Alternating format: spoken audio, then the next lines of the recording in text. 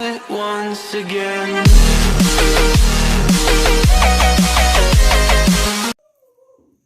Nhớ rõ trong không chấm hoa thiết chùa đã nó cúi lòng mấy ra sở sử đó bây giờ ra sở sử nợ nó mà giờ bây giờ mong thiên bây giờ mình nhập mong giờ có thật gì ở trong tu lời mà nó chê có lúc tính phó chỉ là thế chê nó giờ bỏ của chị rồi thằng này là lúc xây bút đầu của thiên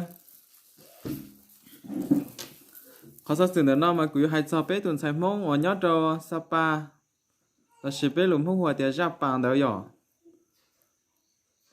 giờ thì ít nốt tuổi có từng sai mong đấy có vô tình có nó cũng rất xử nó có tao bỏ nó là thật có rằng lúc sinh theo việc thì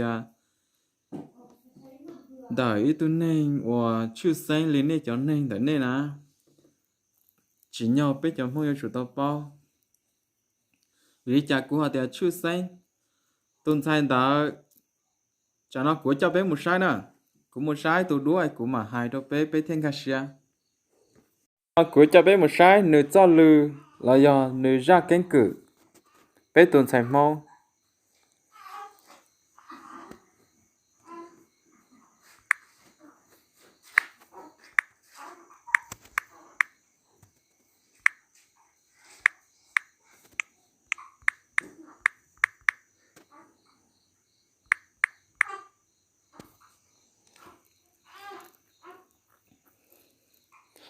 nửa ra cánh cử thảo ôn tranh giao What's your name? Sue. Sue? And you? Is that your Hmong name or is that your English name? English name. Oh, what's your Hmong name? I had two names. My northern name and my language, my Sue. In my village, everybody this call my name and mine. Before I middle name is Sue. I have to get my Sue. Okay. My Sue. I see. Okay. This one. No, I'm not going to buy that. Thanks. Is your mother here? No, my mother, she stay at home. She not my kid. She not selling only me. Okay. Where does she live? What village? Nearly my village, 15 minutes. What's the name of your village? Low Chai. Lao Chai. Lao Chai. vì nhà của học cho bé là một sai nửa cho lư đó nửa chỉ yêu nửa nhớ đâu Sapa là chỉ bé hồ địa Sapa nếu nửa chỉ yêu nửa thầu nửa chẳng mê nửa chỉ tao cho là sao để chơi cho nửa tốt chơi ôi giờ nửa chỉ trâu tốt xá nên phải mấtตัวlạc chúa nửa giữ nửa mua tỏ kia tỏ khư mua khẩu nửa theo muốn chi cho nên tờ đó là thả thiên đó là hài lù họ ôn cho tao chơi do ba nửa mua khổng cỏ nửa tao nhia cho là ba chúa gì nên xứ mấy nửa chơi để lo mua nên ngồi xa xong đó thì si ôn tế chấp là nó bây giờ thảo nữ hài lù mê ca là si đã nữ chảnh mua cọc lao xứ mấy nửa chơi lo mua nên ngồi xa tua đó hai luôn đó giờ chơi đó tua tỏ nữ tua sửa nữ tua chia nữ gỡ thế sĩ dù ở trong I had two names. My northern name and my ở trong ở cỏ trở lại bên mong kẻ chạy thiên luôn lửa hay nên kẻ chạy thằng gỡ sĩ dù chê tu nữ tu tí lại sĩ tu luận rau cho nữ mùi dù nhớ trở lúc tế chờ khu hai tìa bỉ nó cú chụp bao hai tìa khu hai tìa bỉ nó xứ nhỏ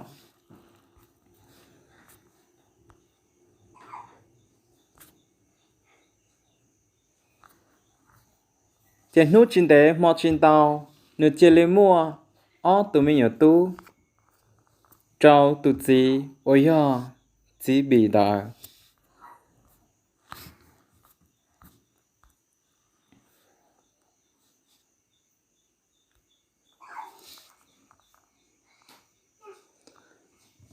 là cho trong nút nó xã chỉ cho hai tìa vô trong lên nó Mai có rất nhiều chuyện Mai muốn kể cho mọi người nghe. Nhưng Mai không biết kể từ đâu đến đâu. Nên hôm nay Mai kể một chú cho mọi người nha. Mai ly hôn rồi. Bây giờ Mai ở một mình.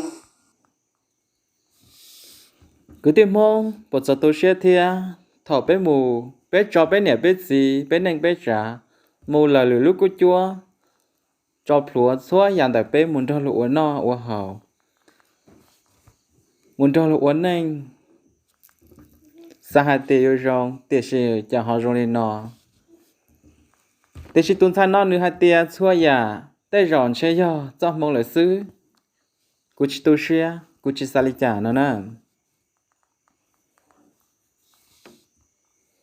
Xin chào mọi người. Cho Mai gửi lời hỏi thăm mọi người nhé. Mai có nhận được rất là nhiều tin nhắn từ mọi người hỏi tại sao Mai lại ly hôn.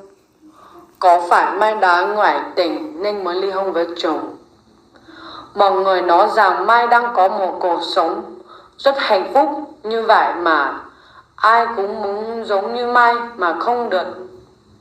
Như mọi người ạ, thời gian tình yêu ở ngoài đời nó không giống như những bộ chung phim. Nếu nó lù hai thay tia nếu ta tỏ tao lúc này rồi hả xua tù xã mua lúc này rồi lên nửa tiền chỉ mua ấy do vì chào họ xin trâu tiền sĩ hành gì hạt tia xua giả giọt lống trở lên lúc tranh nhau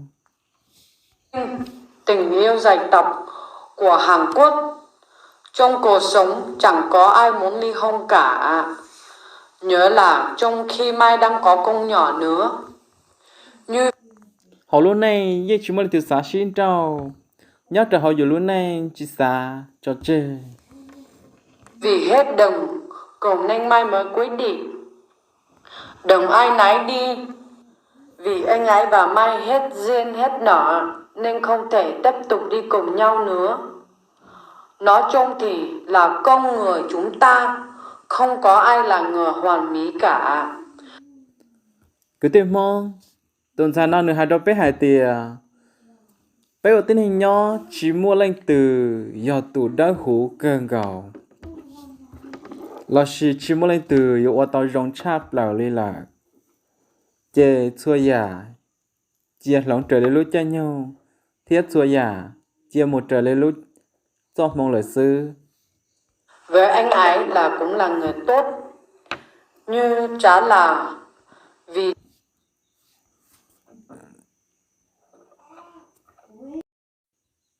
chê cú ra sở sử nếu là sau lên nó sư ở cho có lúc sĩ hải có muốn nung ghê như hai tia có xa sport thiết xa nó liều răn gì thón nè titan là sĩ nè supply thiết nè live cho cú ở chào